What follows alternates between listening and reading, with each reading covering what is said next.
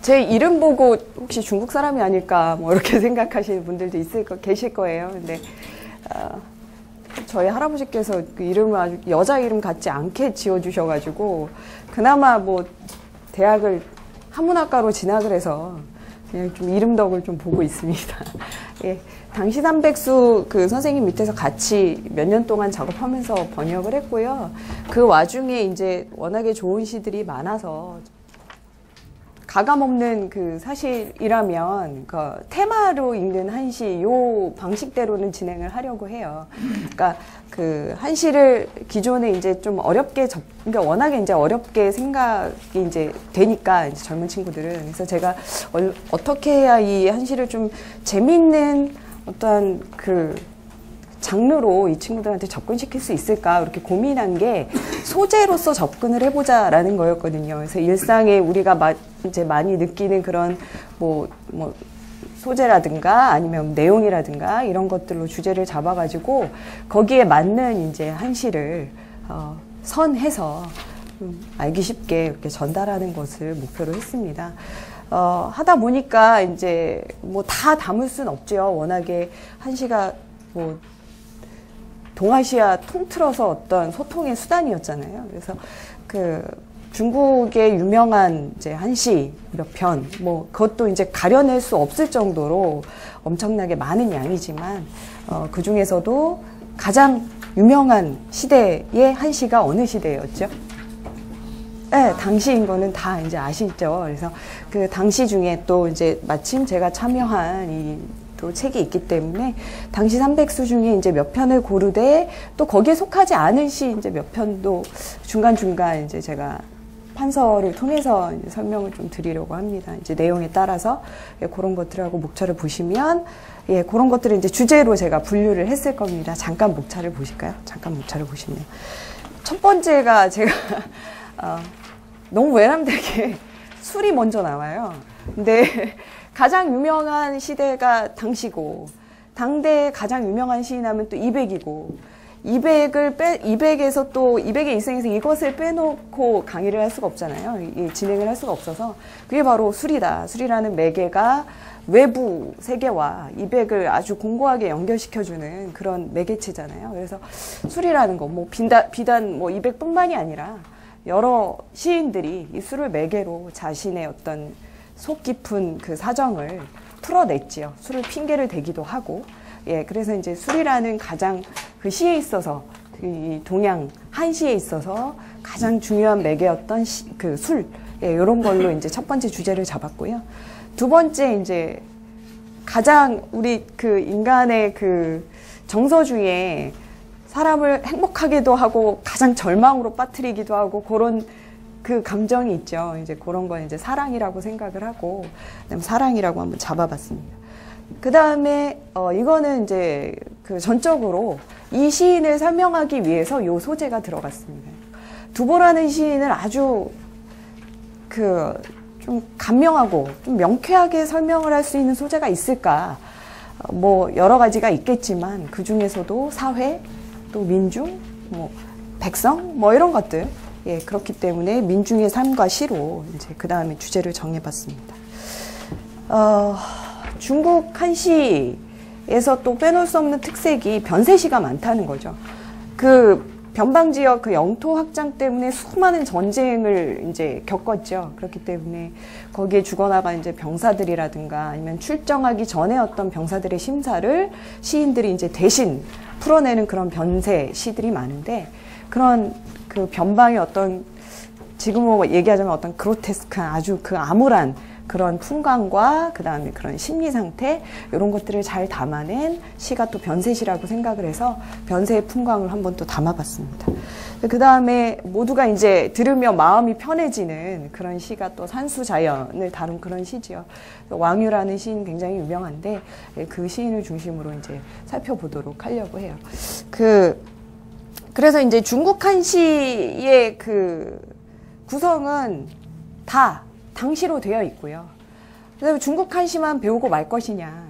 한국 한시에도 상당히 좋은 것들이 많은데 그러면 한시 자체로만 또 설명을 하면 앞뒤 또 그 문맥을 일일이 또 다 설명을 해야 되고 배경을 설명을 해야 되고 그런 것들이 합쳐져 있는 것들이 무엇일까라고 고민을 해보니까 그게 바로 시화라는 형식이었어요.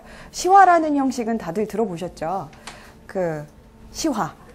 시 플러스 시에 관한 이야기들, 에피소드들 이런 것들이 같이 합쳐져서 저절로 시에 대한 설명이 이루어지는 그런 텍스트들이 있습니다. 그런 이제 그 자료들이 있는데 그런 것들을 한국 한시에서 좀 보고자 했습니다. 재미있는 이야기들도 많고요. 정사에 실리지 않는 그런 야사에만 또 수록된 그런 이야기들도 많고 해서 그런 것들이 이제 2부에 우리나라의 시화와 한시 해가지고 한 3편 정도의 시화집에서 골라보려고 합니다.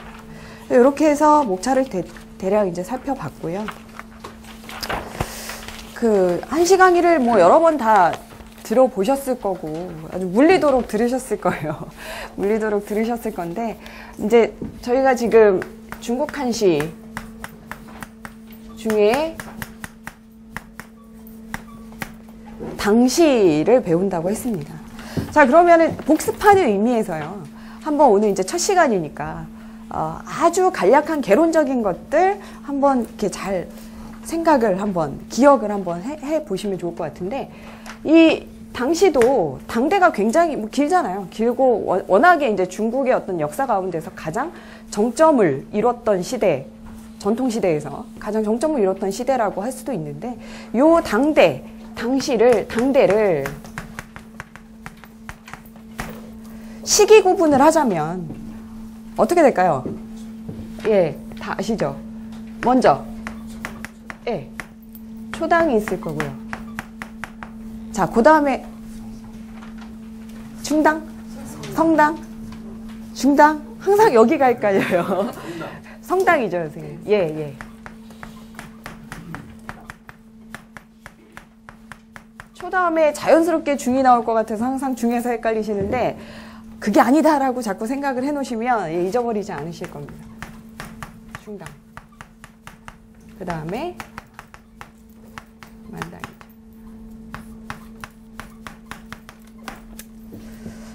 자, 초당에는 그러면 어떤 시인들이 있을까요? 초당 사거리라고 들어보셨나요? 초당 사거리라고?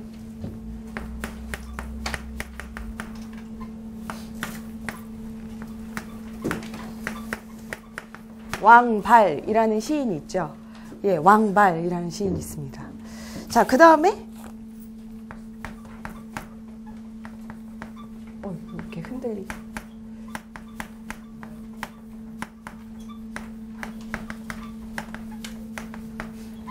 양형이라는 시인이 있습니다.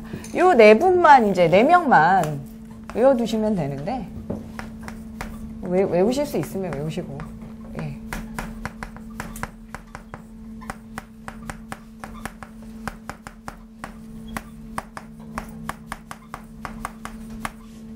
이건 누굴까요?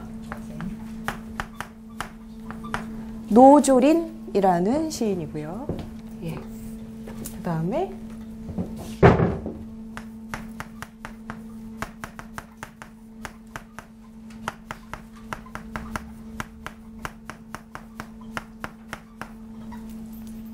이건 어떻게 읽을까요? 낙빈왕이라는 시인.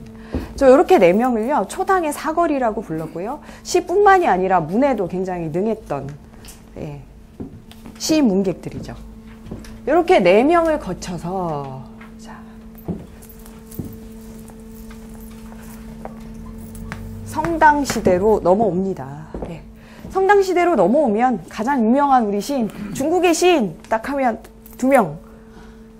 딱, 예, 이백과 두부.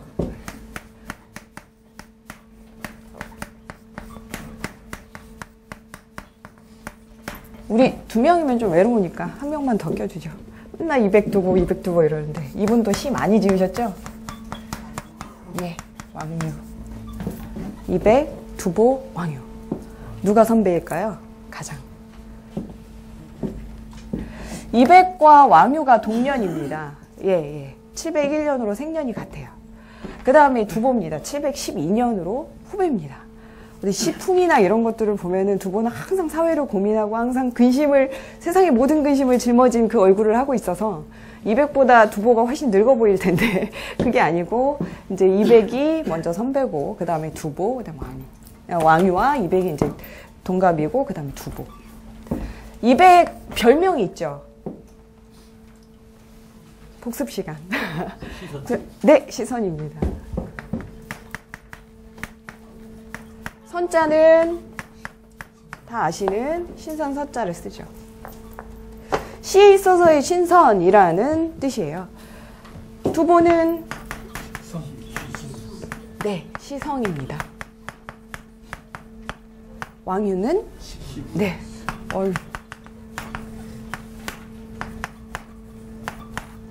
시불이죠. 자, 시선 같은 경우에는 뭐와 연결시켜가지고 이 별명이 생긴 걸까요? 네, 맞습니다. 예. 하지장이 처음에 200을 이제 현종한테 적극적으로 추천을 하죠.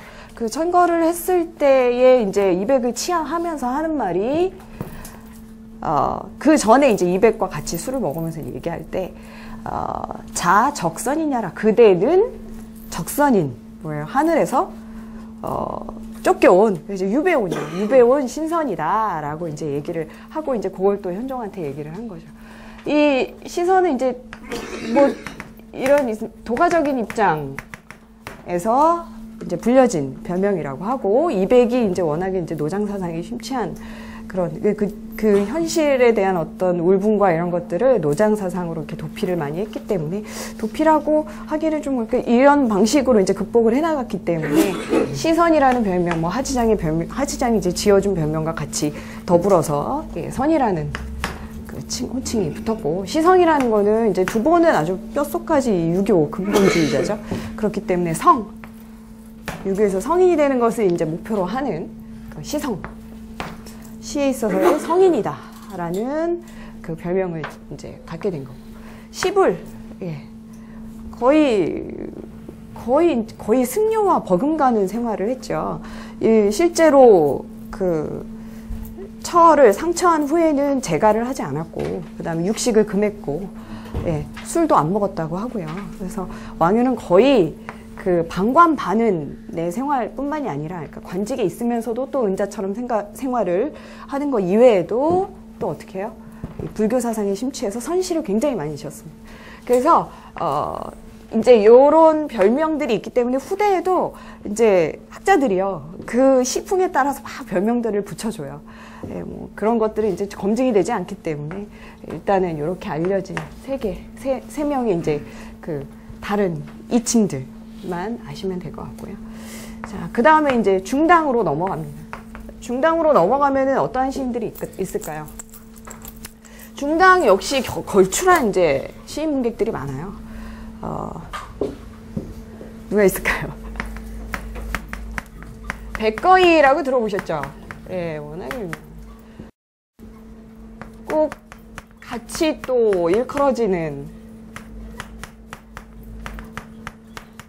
한유라는, 뭐 시와 문에 있어서 그 타이 추정을 불허하는 그런 시인문객이고요.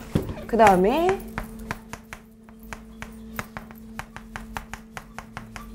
유종원이라는 분이 있었고요. 그 다음에 또 아주 독특한 시풍을 자랑했던 사람이 한 명 있는데, 이하라는 시인이 있습니다. 이하라는 시인 들어보셨나요? 자, 이하라는 시인, 굉장히 음울한, 시 자체도 이제 음울하고 사람 자체도 이렇게 천재적인 기질이 있는데 역시 어떤 음울한 그 기운을 이렇게 뿜어낸다고 이제 전해지는 그런 시인입니다. 그 시인 이제 이름이 이하인데, 이 이하도 이제 후대 사람들이 별명을 지어줬어요. 그 시 자체도 마치 그 지하에서 끌어올린 것처럼 예, 그런 시를 지었다고 해서 시귀, 시귀라는 별명을 지어줬죠. 이제 중당에 걸출한 이 시인들을 거치고서 이제 만당으로 가면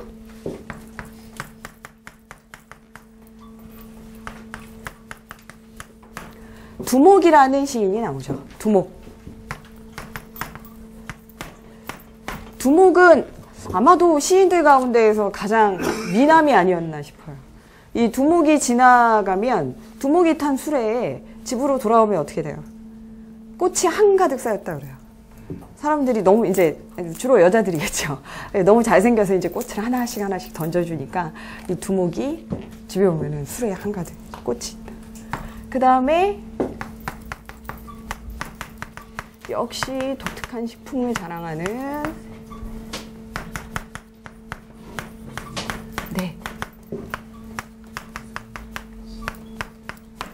이상은이라는 시인이 있고요.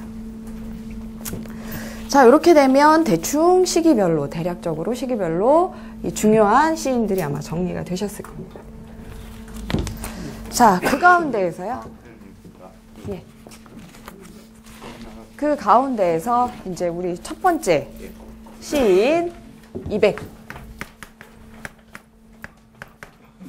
이백과 이백의 시에 대해서 한번 같이 공부를 해보도록 할 텐데요.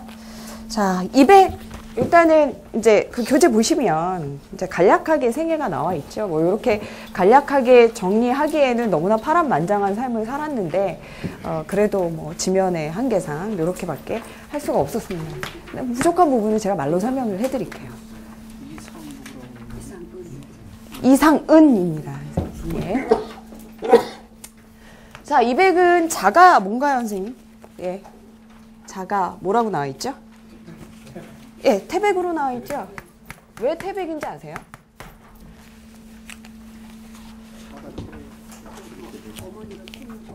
네, 다 기억하십니다. 예. 어머니가 꿈을 꿨는데 태백성이 품 안으로 들어오는 꿈을 꿨다고 해서 요 얘기는 이제 뭐 떠도는 얘기가 아니고요. 어디에 나와 있는 얘기냐면 신당서에 나와 있는 얘기예요.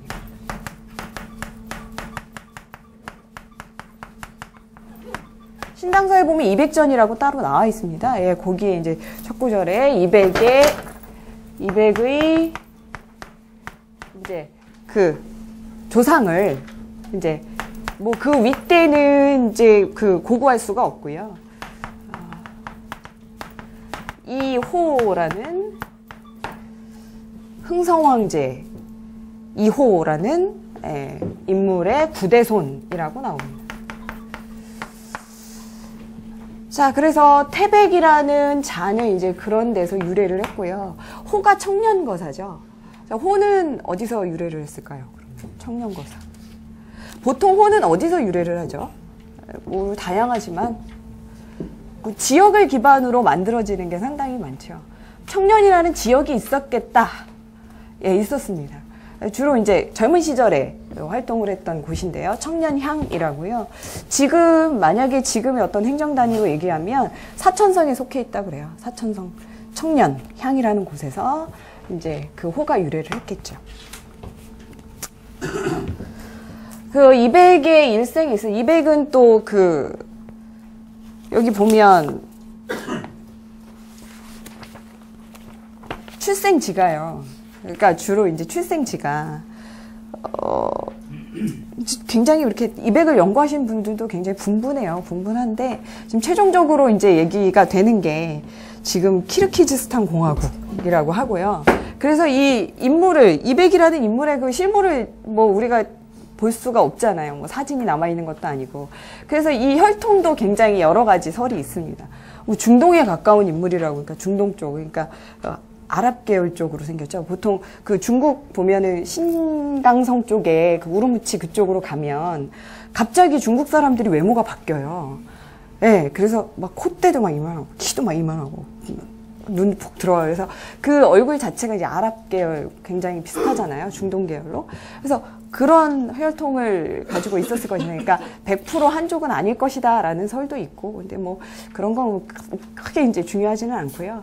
아버지가 서역에서 이제 무역을 했던 상인이었으면 분명하고, 그런 어떤 경제적인 기반이 있었기 때문에 돌아다니면서 유람하면서 어떤 재원을 쓰면서 자기 어떤 시적인 재료 이런 것들을 마음껏 취할 수 있지 않았나. 그러니까 이백의 시가 탄생할 수 있는 인프라가 굉장히 다른 시인들보다 좋지 않았나 싶어요. 네. 그래서 이백은 이제 어렸을 때부터 그런 유람, 하면서 지냈고, 과거는 응시하지 않았죠. 네, 과거는 응시하지 않은 거. 과거는 애초에 워낙에 이제 틀에 박힌 공부를 해야 되기 때문에, 이백의 기질과도, 본인의 기질과도 안 맞기 때문에, 그것에 대한 이제 거부를 했고요. 중요한 그 일생에 있어서 자기를 알아주는 중요한 인물들 몇 명을 만나는데,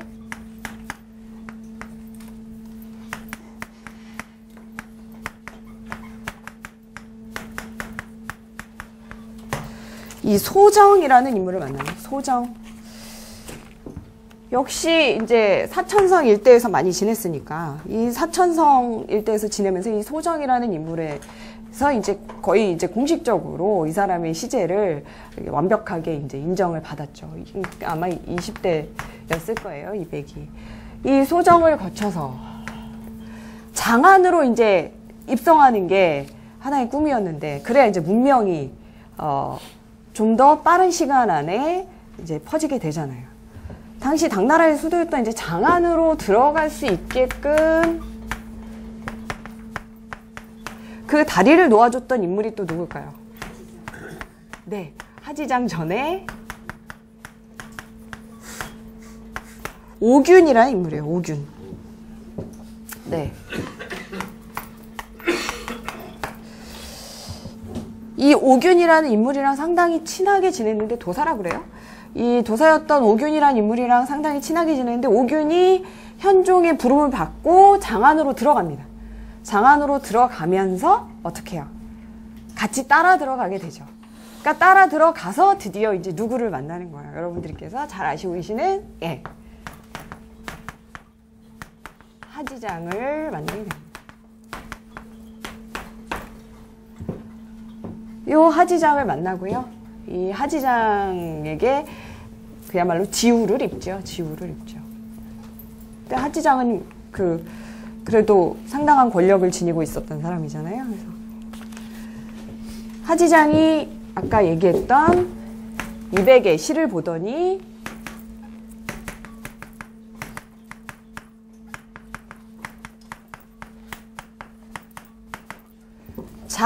자는 적선이냐라 라고를 했대요. 그러니까 이백의 어떤 글을 봤을까요? 어떤 시를 봤을까요? 이백의 시 중에 뭐 워낙에 유명하지만 촉도난이라는 시 아시죠? 그 긴 장편의 그 시를 보고서 무릎을 치면서 그대는 적선이냐라. 사람이 아니란 얘기죠. 근데 지금 우리말로 하면 넌 사람이 아니야 라고 얘기를 하면은 뭐 이상하게 들릴지 모르지만, 네. 인간의 솜씨로는 도저히 이루어낼 수 없는 그런 작품이다 라는 뜻이겠죠. 적선, 유배갈적이죠. 네. 어디에 평직되다 할 때도 이 적을 쓰잖아요. 적선. 그래서 적선하면 유배온 신선. 그래서 하지장이 줄을 잇고 드디어 이제 현종을 아련하게 됩니다. 이 현종이 양귀비와 같이 자꾸 얽혀가지고 실제 그런 공적보다 과가 굉장히 많이 확대가 돼가지고요. 사실 현종이 보기에는 좀 억울할 수도 있어요. 억울할 수도 있는데, 굉장히 문장에도 능했고 여러 가지 다방면으로 재주가 있었던 그런 황제죠. 그리고 당대 그 현종 때 개원천보연간에 당나라의 어떤 경제가 가장 부흥을 했었을 때잖아요. 그러니까 그 치세를 잘했다는 거는 부인을 할 수가 없죠. 이제 그 이후로 하락의 길이 너무나 이제 갑작스럽고 빨리 와서 문제였던 거죠. 이 당현종이 이백을 얼마나 아꼈는지 역시 신당서에 이백전을 보면 알 수가 있습니다. 그러니까 당현종과 또 이백의 관계는 이백의 일생에 있어서 또 빼놓을 수 없는 그런 관계죠. 뭐 이백에게 이제 기쁨도 안겨줬다가 절망도 안겨줬다가, 그게 바로 이제 당현종과 이백의 또 관계입니다. 양귀비와 이제 사랑을 했죠. 그 당현종이. 그래서 당현종과 양귀비가 이제 연애를 할 때마다 이백이 이제 가사를 짓고, 또 가객은 이군여는 이제 노래를 하고 뭐 이런 식으로 이제 연애에 참여했는데, 이 이백이 굉장히 낭만적인 식풍, 호방한 식풍으로만 알려져 있지만 사실 그 행간을 잘 읽어보면 그 사회 비판적인 그런 요소들이 상당히 많이 숨어 있어요. 그러니까 게다가 궁궐 안에서 자기가 직접 목도한 그런 현실들이 있잖아요. 그렇기 때문에 그런 것들을 이제 살짝 숨기기도 하고, 그래서 이제 시에 이제 많이 드러냈죠. 그리고 대부분의 어떤 울분, 이런 것들을 어디다가 풀었느냐. 아까 얘기했던 술. 술 먹으면서. 하지장도 말술이죠. 이제 뒤에 음중팔성가 이제 보시면 당대에 가장 술을 잘 마셨던 8명이 나오거든요. 그 8명 중에 한 명이 또 하지장입니다. 술을 잘 마셨으니까 이제 두 사람이 처음 보자마자 의기투합했었을 수도 있죠. 술을 이제 항상 늘 이제 장안의 저작거리에서 황제가 찾는데 없어요. 그래서 저작거리에 가보면 이제 항상 거기에 있습니다. 이제 황제가 찾았는데 이제 안 오니까 고력사 아시죠?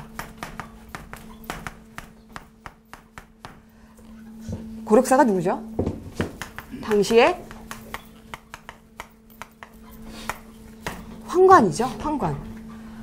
예, 아주 노련한 황관이죠. 당현종에 완전히 측근해서 당현종을 쥐락펴락까지는 아니었지만 그 측근에서 아주 그 손에 대일 듯한 그런 권세를 자랑했던 사람이 바로 이 고력사인데 측천무 시절부터 있었어요. 그때부터 있었다가 쭉 이제 세력을 확장한 거죠. 당나라 때 이제 고력사를 중심으로 정말 황관 정치가 시작됐다 그래요. 진짜 본격적인 황관 정치. 이 고력사가 했었던 거는 정말 뭐 황제의 초기만 받았던 것이 아니라 실질적인 권력이 있었던 거죠. 궁시라는 당시 궁에서 관리하는 그런 시장의 어떤 그 경제권 이런 것들도 다 취득을 해서 그런 것들을 전행하고 이러면서 실제적으로 엄청난 권력자였죠. 그 고력사한테도 굴하지 않았던 게 이제 이백이죠. 술 취해가지고 그야말로 지금 말로 말하면 이제 주사도 부리고. 근데 그 마음도 몰라주고, 고력사는 자존심이 상하죠. 그 마음도 몰라주고, 당현종은 그 앞에서 어떻게 해요? 뭐, 이백 하라는 대로 다 들어주니까 당연히 누구의 미움을 샀겠어요. 고력사의 미움을 사죠. 그래서 아주 날 좋은 날 이백을 불러요. 이백을 부르는데 이백이 데리고 갈 수 없을 정도로 취해버린 거예요. 완전히 뻗어가지고. 그래서 어떻게 해요? 현종이 만약에 다른 뭐 여타의 황제들 같았으면 어떻게 했어요? 뭐 목을치라든지 뭐 어떻게 조처를 했을 텐데 어떻게든 현종은 이백을 깨워서 이 분위기에 알맞는 지금 글을 보고 싶은 거예요. 시를 보고 싶은 거예요. 그래서 양귀비도 옆에 있고 이러니까. 그래서 취했던 방법이 뭡니까? 고력사와 또 나머지 시종들에게 명해서요. 얼굴을 씻겨요, 막 찬물로. 다 신당서에 나와요. 얼굴을 막 씻겨서 정신을 깨게 한 다음에 이제 글을 쓰게 했다고 그래요. 이런 것들이 쌓여서 이제 고력사의 미움을 본격적으로 받게 된 거죠. 청평조라는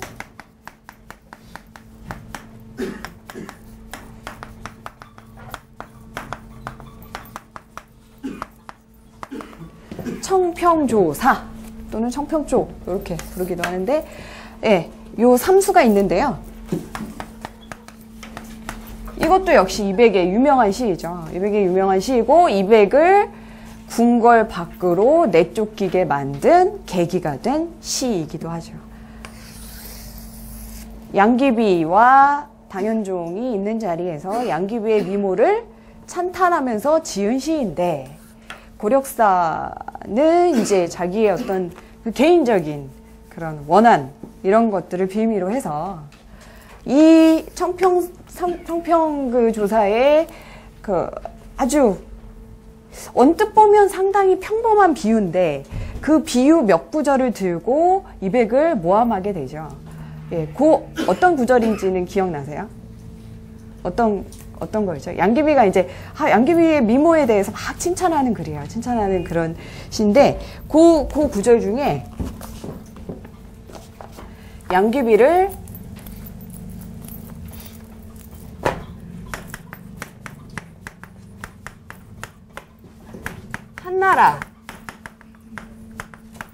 한나라 성제 때 아주 미모의 여인 누가 있었죠?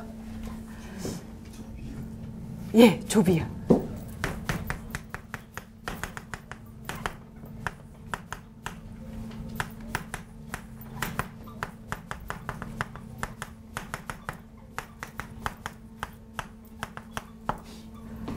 이 조비연에 비유를 한 거예요. 조비연 엄청나게 예쁘다고 소문이 났죠. 그 양귀비는 중국 역대 미인 중에 가장 글래머러스한 미인으로 소문이 났고, 조비연은 가장 마르고 가랑가랑한 미인으로 소문이 났는데, 어떻게 좀 비유에 안 근데 이제 그 체격에 비해서는 어떤 비유에 안 맞는 것 같은데, 어쨌든 가장 아름다운 여인이었던 조비연한테 비유를 했습니다. 근데 조비연의 그 말로가요, 나중에 이제 황제가 죽고 나서는 어떻게 해요? 폐서인 되죠, 폐서인. 폐서인 됐다가 이제 자결한다는 그런 또 결말이 납니다. 그래서 양귀비의 미모를 칭찬하는 듯 하지만 결국은 조비연의 어떤 말로와 같이 겹쳐지게 비꼰 것이다 라고 이제 모함 아닌 모함을 하죠. 그래서 이제 결국은 궁 밖으로 내쫓기게 됩니다. 뭐 그 다음부터는 이제 술과 더 친해지는 그런 삶을 살았죠. 자, 그렇게 돼서 이제 고향의 산으로 자기는 돌아가겠다라고 현종에게 부탁을 해요. 그래서 현종이 이제 그걸 들어줍니다. 그래서 뭐 옷도 하사하고, 뭐 이렇게 뭐 비단 옷도 하사하고, 그 다음에 뭐 노자도 주고, 그래서 이백은 이제 고향으로 돌아가서 뭐 금능을 거치면서 뭐 여행도 하고, 이제 그렇게 지내다가 또 하나의 사건이 좀 터집니다. 이백의 일생 중에서 또 가장 중요한 사건 중에 하나가, 당시 이제 반란이 생기죠. 어떤 반란이 생깁니까?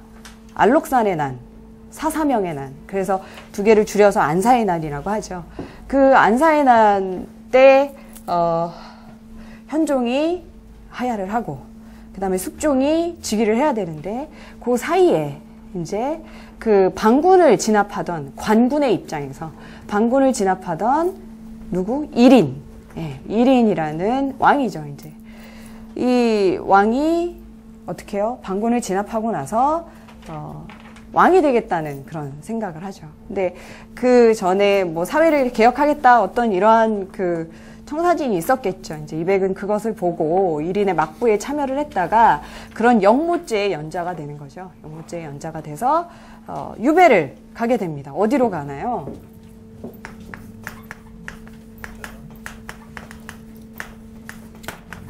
저 사천성 근처에 있는 야랑이라는 곳으로, 뭐 야랑으로 유배를 가라라는 거는 뭐 가다가 죽는 것도 감수해라라는 얘기랑 똑같아요. 워낙에 이제 길이 멀고 험하고 장강 삼엽 지나야 되고 이러니까 야랑으로 가다가 가는 길이 워낙에 머니까요. 가다가 대사면이 되는 바람에 가다가 해배가 되는 거예요. 유배 가고 있는데 당신 해배가 됐대. 그래서 어떻게 해야 되죠? 그럼 빨리 배 돌려서 가야죠. 배 돌려서 심양으로 가야죠. 자기 이제 기반이 있었던 심양으로 가는데, 배를 돌리는 와중에 지은 또 그런 아주 빠른 경쾌한 시가 조바의 백제성이라는 시고요. 거의 이제 막바지에 달합니다. 이제 이백의 삶은. 그러다가 뭐 어떤 뭐 자잘한 사건에 연루돼서 하옥되기도 하고, 그래서 결국은 이제 생은 뭐 그렇게 뭐 다른 사람 이렇게 아주 뭐 이렇게 호의호식을 하면서 그렇게 죽지는 못했고, 굉장히 쓸쓸한 만년을 보내다가 죽었죠. 근데 이백의 그 죽음을 두고 여러 가지 설이 있죠. 가장 대표적인 설이 뭐예요? 네, 달 따다가 어디서요? 예, 채석강이라는 곳에서 달을 따다가 죽었다고 나오죠. 그 실제로 중국 가면은 채석강 있죠. 가보신 분들 계실 수도 있겠지만 한두 군데가 아니라는 것도 아시죠? 이백이 이제 자결이죠. 스스로 이제 목숨을 끊은 곳이 한두 군데가 아니라고는 하는데, 그만큼 어떻게 이백의 죽음을 평범하게 처리하고 싶지 않았던 사람들의 심리죠. 그만큼 이백이 굉장히 아끼고 싶은 문인이기도 하고 그런 시인이기도 하고요.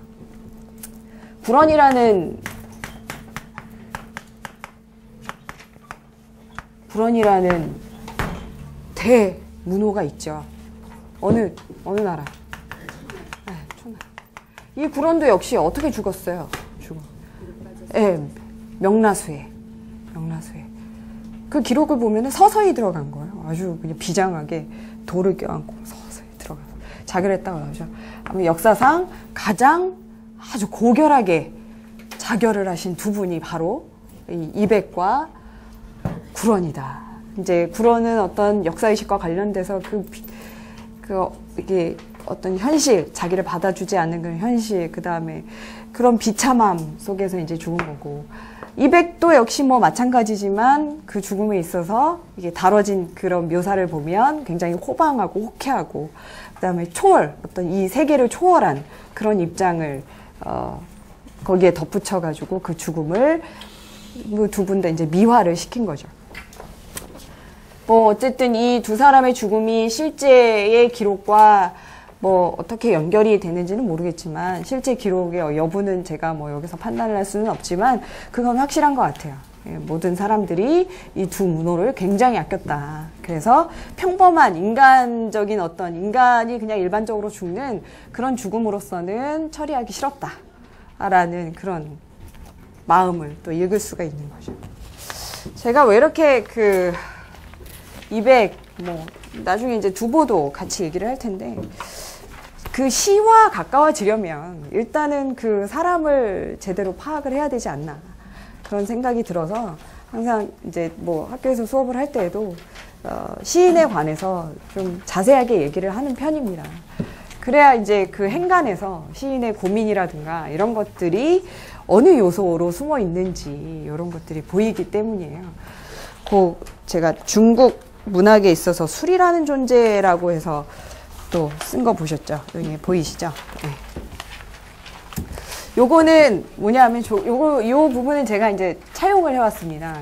이제 출처를 밝히자면, 지산 송재 선생님께서 이제 성대 한문학과에 재직하시다가 이제 퇴임하시면서 퇴임 특별 강연을 하셨어요.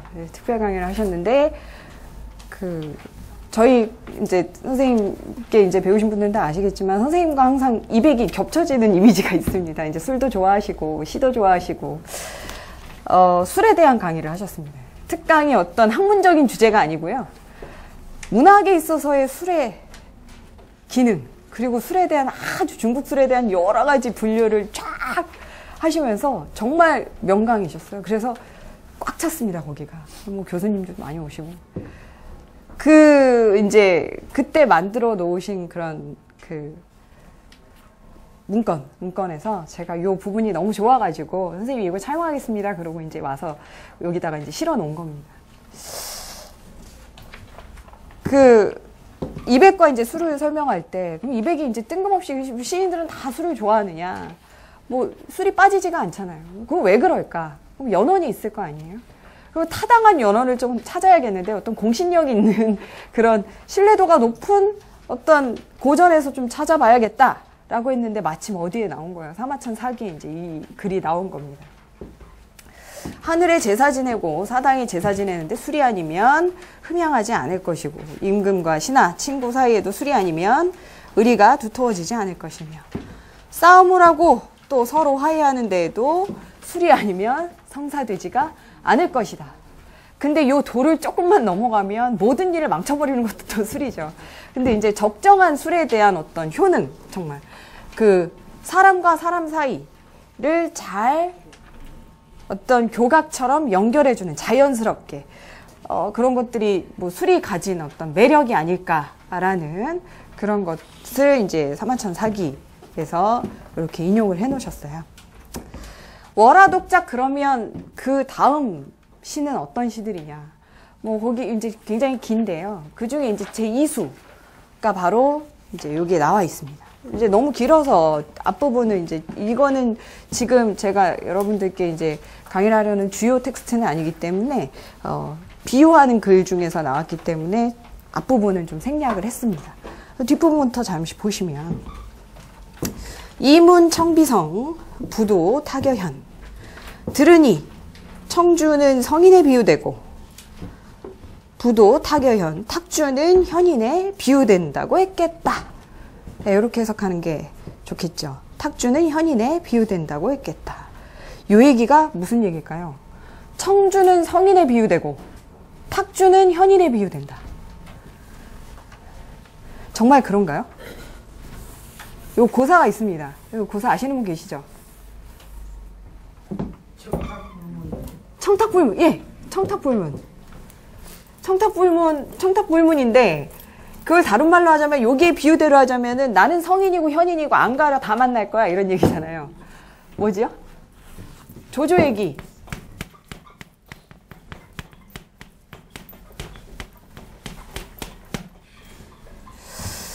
어느 권력자가 이제 집권을 하면 또 그 나라의 경제를 잘 고려하지 않으면 안 되잖아요. 우리나라 역사를 보더라도 아주 치세를 잘했던 그런 왕들은 즉위하고 늘 무슨 영을 내립니까?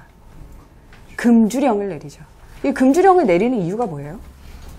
금주령은 네, 쌀소비가 많죠. 지금 뭐 백성들은 흉년이 한 번 들면은 자기가 먹고 죽을 쌀도 없는데 진짜 술 하나만 한 병 만들려면 쌀소비가 엄청나잖아요. 그래서 이제 금주령을 다 시행을 합니다. 조조 역시 이제 금주령을 시행을 했는데 이 술이라는 게 또 금주령이 시행되면 또 막 성행하는 게 있죠. 밀주 이런 거요. 몰래 술 마시잖아요. 몰래 술 마시는데 야 오늘 길 가다가 야 오늘 술 마시러 술 한잔 하러 가는 게 어때? 라고 얘기를 하면 들켜버리죠. 법에 저촉돼요. 그러면 어떻게 해요? 적당한 말로 비유를 해야 되겠죠. 아유 오늘은 성인이나 만나러 가세요. 또는 아유 오늘은 현자를 만나는 게 좋겠어 라고 얘기해요. 아유 나는 성인과 현자 다 만나리이다 뭐 이런 식으로 예, 할 수가 있잖아요. 그때 말한 게 바로 청주, 탁주. 뭐에 비유한다고요? 성인, 청주는 성인에 비유하고 탁주는 현인에 비유한다고 얘기를 합니다. 현성, 기, 이음. 그래서 성인과 현인을 이미 마셨으니. 이거 지금 청주와 탁주, 그 다음에 성인과 현인의 고사를 모르면 굉장히 이상한 구절이 돼버리잖아요. 예. 현인, 성현을 다 마셨다고 하니까. 성인과 현인을 다 마셨으니. 이미 마셨으니. 즉, 뭐예요? 청주와 탁주를 다 마셨으니. 하필 구신선이리요. 라고 그랬어요. 하필 신선을 구할 필요 있겠는가? 그쵸? 내가 벌써 다 흡수해버렸어요. 뭐를? 성인과 현인의 요체를 다 흡수해버렸어요. 그러니까 뭐예요? 구태여 신선이 될 필요 뭐 있어? 나 자체가 현인이고 성인인데. 굉장히 재밌는 표현이죠. 삼배 통대도하고 일도 합자연이라 라고 했어요. 술 석잔이면, 석잔의 술이면 통달해요. 대도. 큰 도에 통달해요. 일두는 얼마예요? 한 말이죠. 한 말 술을 마시면 어떻게 돼요? 예, 무라일체 되는 겁니다. 자연과 합치되는 겁니다. 이거 망고의 그 아주 좋은 게 바로 술이죠. 이것만 보면. 예. 근데 여기서 잠깐 의문 안 생기시나요? 도대체 중국 술이 어떻길래? 중국 술 아시죠? 빼갈 한 발 마시면 죽어요, 선생님. 큰일 나요. 그건 백주라고 합니다. 백주가 있고요. 황주가 있습니다. 백주는 중국집에서 여러분들 잘 시켜 드시는 그 빼가리라는 이과두주. 그러니까 색깔 아주 투명하고요. 선배들이 호기롭게 대학생들 후배들 데려가가지고 불 확 붙여놓고 불도 붙는 그런 아주 도수가 굉장히 센 술이 백주죠. 황주는 일본의 사케라든가 10도에서 15도 정도 되는 술, 그쵸? 우리나라의 청주라든가 그런 시들, 제사 때 목하는 그런 시들, 그런 술들, 그게 바로 황주죠. 그러니까 200이 마셨던 거는 짐작하건대 뭐겠어요? 황주. 근데 이것도 제가 이제 그 술에 관한 선생님의 강연을 듣고 이제 그 전문으로 얘기를 하자면, 백주는 당나라 때까지 제조되지가 않았습니다. 증류주죠. 제조되지가 않았고요. 제조되지는 않았으니까 200이 마셨을 리가 없죠. 황주 계열을 마셨을 것이다. 그럼 황주 계열로 가장 또 유명한 술이 중국 술로는 이제